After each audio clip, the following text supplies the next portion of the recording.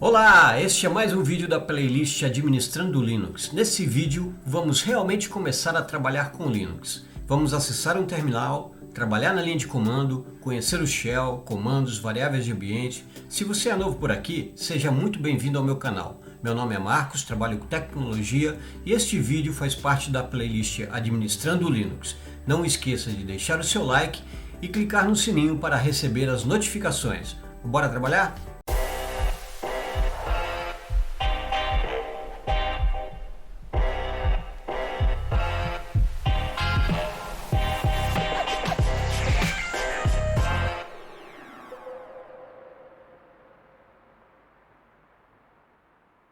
Vamos lá, a gente vai abrir aqui uma seção de terminal, então vou clicar aqui no botão da direita, na área de trabalho, Open Terminal. Quando abrimos um terminal, executamos o shell. O shell ele faz a interface entre o usuário e o computador. O shell na verdade é um interpretador de comandos. Existem vários tipos de shell no Linux.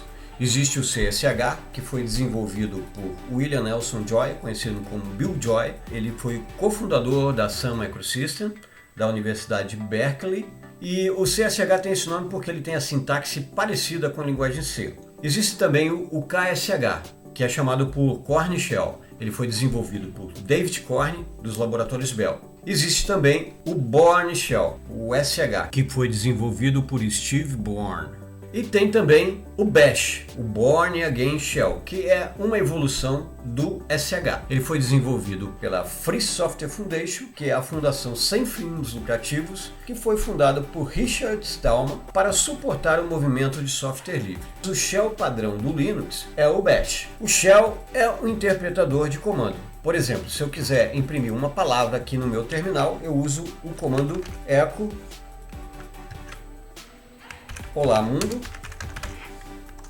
vai imprimir na tela para mim, Olá Mundo. Ele envia para a saída padrão aquilo que foi passado como parâmetro. O que é saída padrão? Nós vamos ver melhor em um vídeo sobre redirecionamento. Por enquanto, vamos entender como sendo o terminal. No Linux, nós temos três tipos de comando. Comandos internos do shell, ou seja, que eles estão dentro do interpretador de comando. Programas executáveis, são programas que foram instalados no computador. E scripts, que são sequências de comandos organizados de uma maneira lógica dentro de um arquivo com permissão para execução. Com o comando type, eu consigo verificar o tipo do comando. Type, por exemplo. O type é um built-in, ou seja, é um comando interno do shell. Eu tenho um outro comando que chama ps, que ele lista todos os processos que estão em execução nessa seção do terminal. Eu vou verificar o tipo do ps.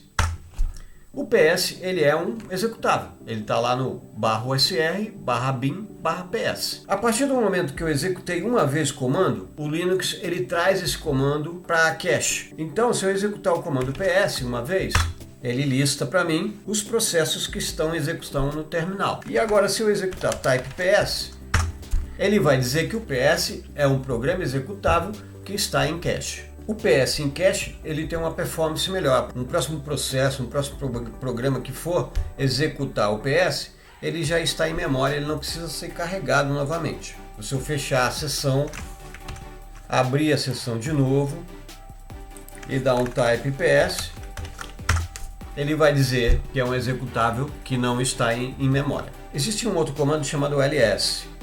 O ls ele lista para mim o conteúdo do diretório onde eu estou.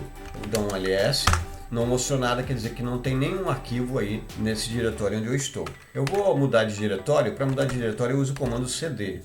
cd, enter, ele vai para o diretório home do usuário. Então aqui eu vou executar o ls, aí você pode ver que eu tenho vários arquivos aqui dentro desse diretório. O ls sozinho ele mostra só o nome dos arquivos. O ls-l ele mostra uma lista longa dos arquivos. Isso aqui a gente vai ver um pouquinho mais para frente, tá ok? Se concentra agora só em entender o que é comando interno, o que é comando externo. Se a gente executar o type no ls,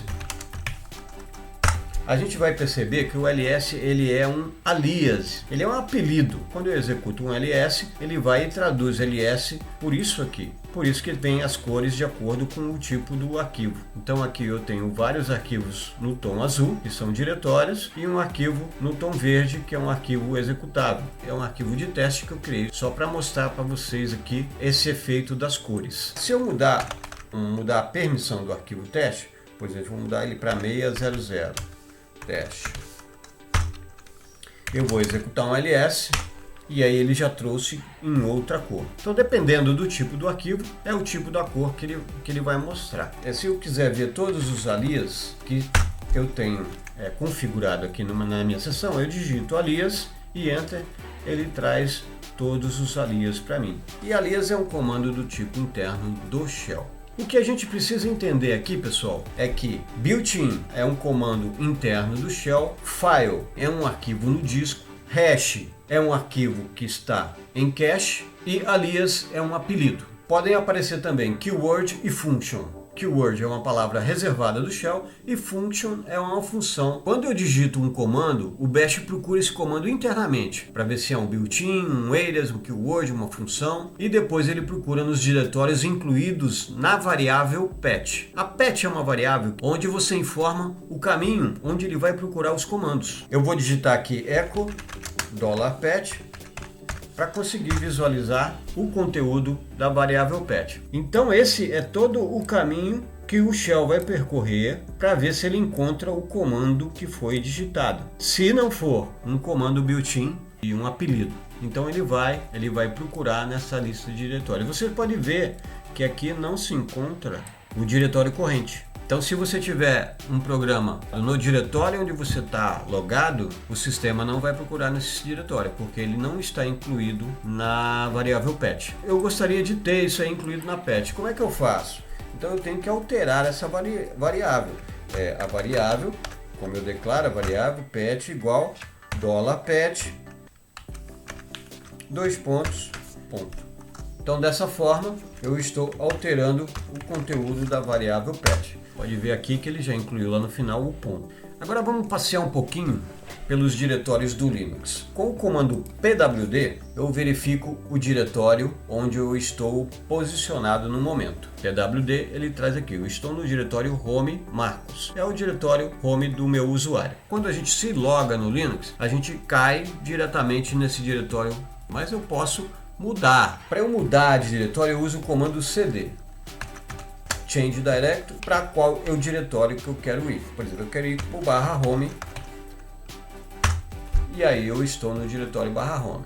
Você percebe aqui que o meu prompt ele já indica para mim qual o diretório que eu estou. Então, se eu der um cd enter, ele vai me devolver para o meu diretório home, que é o /home /marcos. Esse tiozinho aqui, depois dos 2 pontos no prompt, ele indica para mim que eu estou no diretório home. Se eu for lá para a raiz e eu digitar um cd, o tio, ele vai me devolver lá para o diretório home. Então o tio, ele é interpretado como o diretório home do usuário logado. Se eu digitar cd ...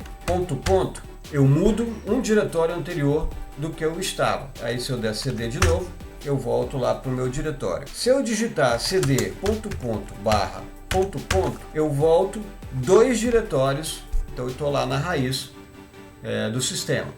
Aí se eu digitar cd de novo, eu volto lá para o meu diretório home.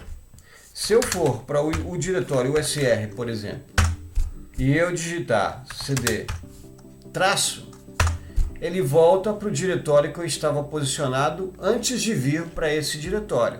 Tá? Eu vou digitar cd traço de novo, ele foi lá para o usr. Se eu digitar o cd barra, ele vai fazer o caminho absoluto. Se eu digitar um cd ponto, ele vai fazer o caminho relativo, ou seja, relativo ao local onde eu estou posicionado no momento. Se eu der aqui um cd /home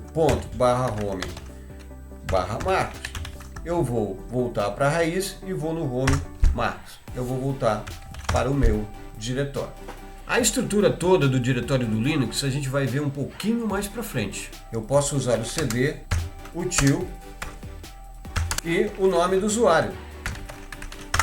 E desta forma eu vou para o home do usuário Marcos. Eu vou aqui no /home e vou listar aqui os diretórios. Só tem o meu usuário aí dentro do sistema. Então é isso, pessoal. O ponto é o diretório corrente, o ponto é o diretório anterior, o tio é o home, o traço é o diretório que eu estava antes de mudar de diretório e o CD sem nada, ele volta para o meu diretório home. Agora a gente vai falar um pouco de variáveis de ambiente. Se eu quiser criar uma variável, eu utilizo a seguinte sintaxe: variável igual o valor.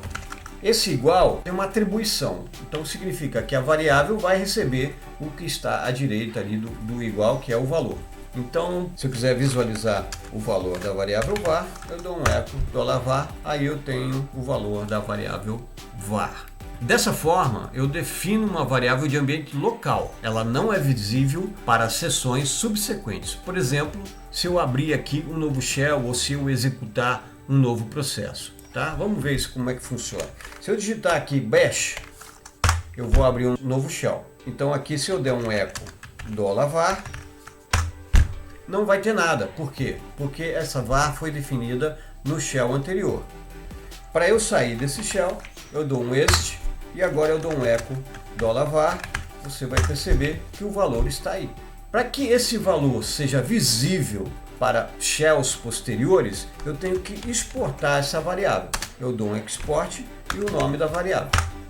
Agora sim, agora eu vou lá no bash, vou dar um eco $var e ela está aí definida nesse shell subsequente. Deu para entender? Variável local de variável exportada? Para visualizar as variáveis globais, nós utilizamos o comando env. Env, ele vai mostrar para mim todas as variáveis globais. É uma lista bem grande mesmo. Agora eu vou montar um arquivo aqui contendo um comando. Eu vou editar um arquivo, vi mostra var, para mostrar uma variável. E aqui eu vou incluir a linha echo $var1. Vou alterar a permissão do meu script para que ele seja executável. E vou executar ele.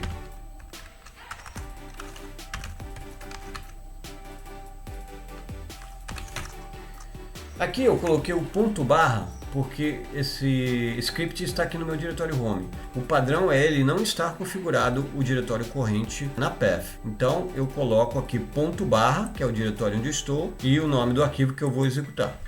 Você vê que ele não imprimiu nada, porque a variável var1 não existe. Então agora eu vou criar a var1. var1 igual valor. E eu vou executar de novo o mostra var. Ainda não tem nada. Por quê? Porque, como eu falei, quando você executa um processo subsequente, só as variáveis globais são vistas por esse processo. Então agora eu posso utilizar o comando env também para executar um comando e durante a execução essa variável vai estar definida. Eu vou definir ela como env.